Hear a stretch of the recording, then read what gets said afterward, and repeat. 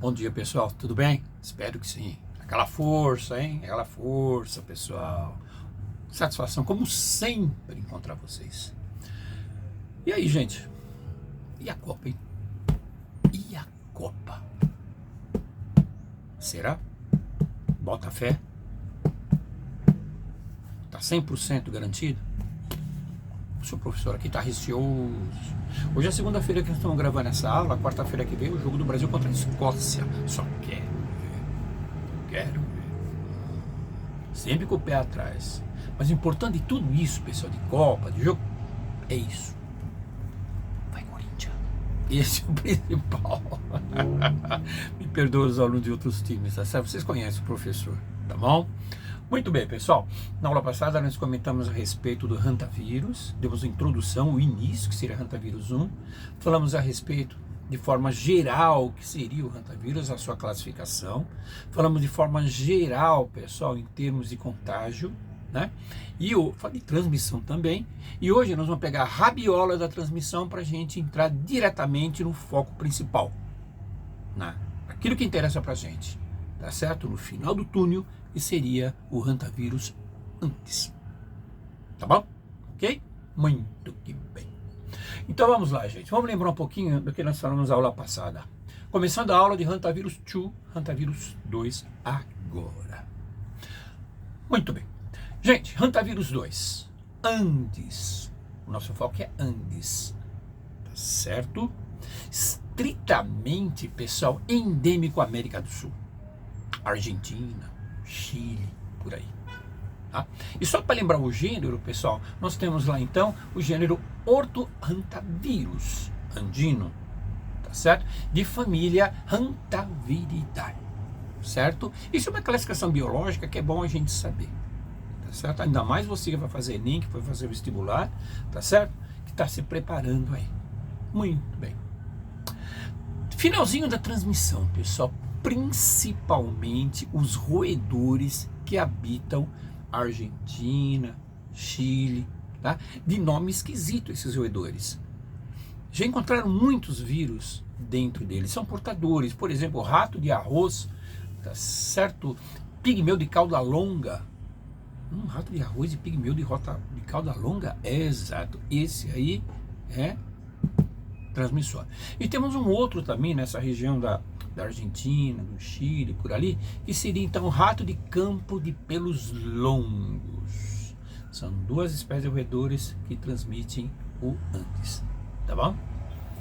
Agora, gente, a taxa de mortalidade, né, dessa cepa, quando o professor fala cepa desse grupo específico que é o Andes, chega mais ou menos a 40, 50% de letalidade, tá, de mortalidade, quer dizer que não é brincadeira, não. O bonde é pesado, cara. O bonde é pesado. Precisa tomar cuidado, então, com essa cepa. Outra coisa, né, pessoal? Foi localizado pela primeira vez em 1900, se não me engano, em 1995, na Argentina. E deram o nome de Andes devido à Cordilheira dos Andes. Eu acho que eu comentei isso na aula passada. A Cordilheira Andina, a Cordilheira dos Andes que vocês conhecem. Né?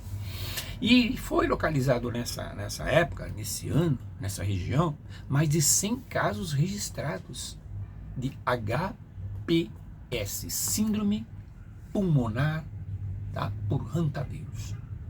Nossa, Chile e Argentina, certo? Aonde o meio de propagação é aquele que nós comentamos na aula passada. Você vai varrer um sótão, você vai varrer um depósito, um porão, com a vassoura a seco. As fezes desses roedores contêm essa cepa de andino, fica suspensa no ar e você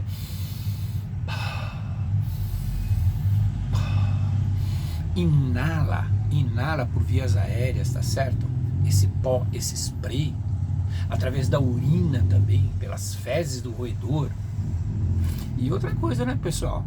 É a única cepa que faz a relação interhumana, ou seja, é passado de humano para humano, humano para humano, tá certo? É essa aí, ok? A cepa também, pessoal, causa a chamada síndrome cardiopulmonar por hantavirus, SCPH. Essas letras são as iniciais, né, do nome daquilo que eles causam, das síndromes, né? Síndrome calma pulmonar por hantavirus, né? Síndrome pulmonar por hantavirus. Então tem as abreviações. Agora, quando você pega uma síndrome dessa, como SCPH, síndrome cardiopulmonar por hantavirus, né, o período de evolução clínica varia mais ou menos de 1 a 5 semanas, 6 semanas, para evoluir a doença, para evoluir a parte de observação clínica, certo? E esse período, pessoal, de evolução clínica, quando a doença está evoluindo clinicamente, ela é dividida em 2 partes, tá? Uma fase inicial, que é chamada de prodrômica, exatamente, que varia mais ou menos aí de 1 a 6 dias, onde o indivíduo apresenta uma febre inespecífica, uma febre generalizada, né? Uma espécie de gripe forte.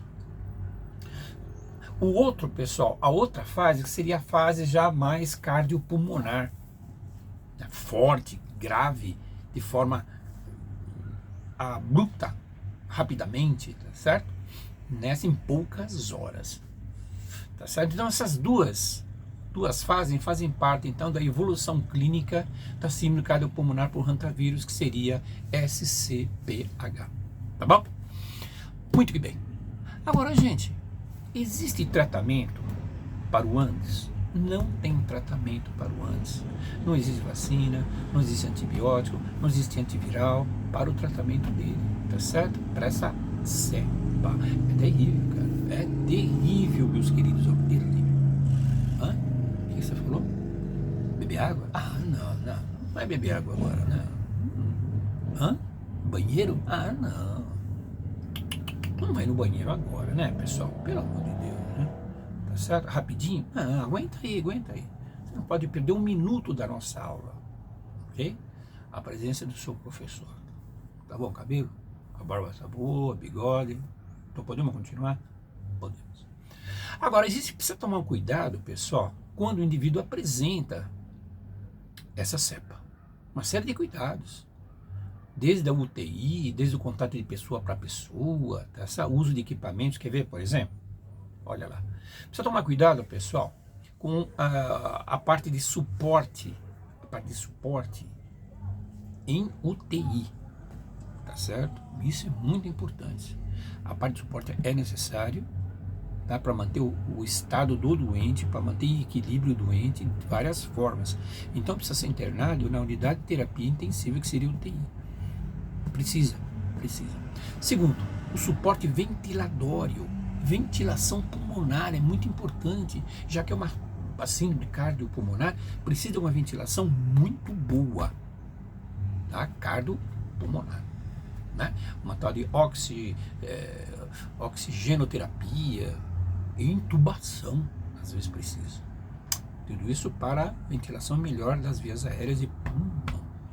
Outra coisa, gente, o uso daquelas iniciais ECMO, que seria respiração, oxigenação por membrana extracorpórea. É uma máquina que faz o serviço como se fosse coração e pulmão, tá certo? Para dar uma ventilação melhor e melhorar a parte cardio do doente, certo? Que seria então ECMO. Um monitoramento, um controle, uma observação constante, pessoal, de hemodinâmica. O que seria isso, professor?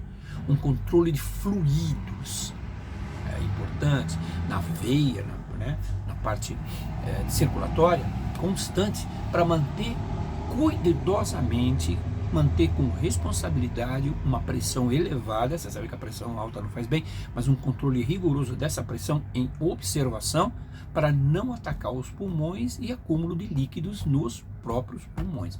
Então é importante todo esse cuidado necessário quando o indivíduo apresenta a ANDS. Então, para você ver que o bonde é pesado nessa cepa, ok? O bonde é pesadíssimo.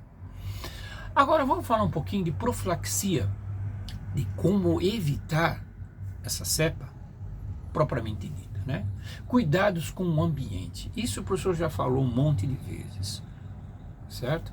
Varrer a seco aqueles locais, não tem a presença dos roedores, não tem urina do roedor, não tem fezes roedor, né? Aquele spray que entra pelas suas vias aéreas é importante para você ficar contaminado. A limpeza total ali por água sanitária antes de você varrer é muito importante. Fazer essa limpeza com cândida, com água sanitária, para evitar o efeito spray que você pode inalar, tá certo? Segundo, pessoal, manter os alimentos muito bem condicionados, tampados, aonde você acha que tem a presença de roedores. Vai que, tá certo? Então, tudo guardadinho, tudo certinho e tudo mais, tá? O que mais? Manter o mato, a região que tem terreno baldio, mato ao redor da casa, para evitar a presença de roedores de forma geral. Então, o mato cortado, o lixo retirado, tá certo? Isso é muito importante para você não ter a presença desses roedores, que podem ser o que, pessoal? Com certeza pode ser vetor para essa doença aí, pode ser transmissores para essa doença, entulho também, é muito importante. Além de ter escorpiões e outras coisas também que podem fazer mal para a sua família, tá certo? O que mais? Isolamento do doente, do paciente de forma geral, precisa tomar cuidado com isso. Máscaras e aventais descartáveis para o pessoal, para o profissional de saúde na UTI ou apenas na internação, para tomar cuidado. Aquelas máscaras de EPI, né, pessoal? Tá? A N95, por exemplo, você tem lá PFF2, PFF3, são máscaras de proteção. Óculos, luvas, eu já falei, os aventaizinhos também descartáveis. Okay? Então por aí você vê que o bonde é pesado e a contaminação não é uma bobeira, tá? E para a gente terminar, pessoal, existe uma maneira também de você fazer uma certa profilaxia, de evitar para o rastreamento. Você rastrear as pessoas que têm o seu convívio, aquelas pessoas que estão próximas de vocês, com amigos, familiares que têm a doença e passou para você chegar na origem. É o rastreamento. Tá bom? Então por aí você tem uma visão geral da aula 1 e aula 2 com relação ao hantavirus anis. Cai no Enem, cai no vestibular, é importante, porque trata, pessoal, com a degradação do meio ambiente, a destruição dos biomas da natureza, infelizmente, de fauna, flora e ambiente, que faz com que esses vírus, esses micro-organismos patogênicos voltem para o meio urbano e ataquem as pessoas, tá certo? Vindo exatamente desses locais. É importante? É importante. E outra coisa, né, pessoal? Com a devastação do meio ambiente, com a destruição dos biomas, os animais silvestres dessa região estão indo para a região urbana. Eu não sei se vocês já viram. Onça no quintal, jararaca no banheiro, aranhas em geral debaixo da sua cama ou dentro da sua cama, no travesseiro, escorpiões amarelos principalmente, lacraias e outros insetos e outros animais, de forma geral, podem migrar dessas regiões destruídas. Tá? O que acontece? O meio está destruído, eles vão chegando próximo da onde eles precisam para ter a sua alimentação. Isso é natural. Tá? E a gente não pode ficar metendo pau nesses animaizinhos aí, achando que eles são culpados disso. O maior culpado, você sabe quem é? Homo sapiens. Sapiens. Sapiens. Às vezes eu fico imaginando esse realmente sapiens. Tá bom? Um grande beijo para vocês. Terminamos aí. Qualquer observação você pode escrever lá nas aulas do professor. Se prepare para o Enem, para o vestibular. Programe um horário de estudo para vocês. Se vocês estudarem meia hora por dia de cada matéria, fazendo um cronograma, chega no final do ano você está na boa. Na boa. Além de estar, obviamente, preparado para o Enem, para o vestibular, se você não tiver condições de entrar num cursinho semi-extensivo ou extensivo. Tá legal? Então, faça um cronograma de estudo. É só você que vai decidir isso. Você colhe os frutos depois. E os frutos depois, com o esforço que você consegue, são extremamente saborosos. Bom, um grande beijo para vocês. Felicidades. Seus amigos, saúde e tudo mais. E estude, ok? E principalmente, vai Corinthians. Um grande abraço, pessoal. Tudo de bom. Tchau, tchau.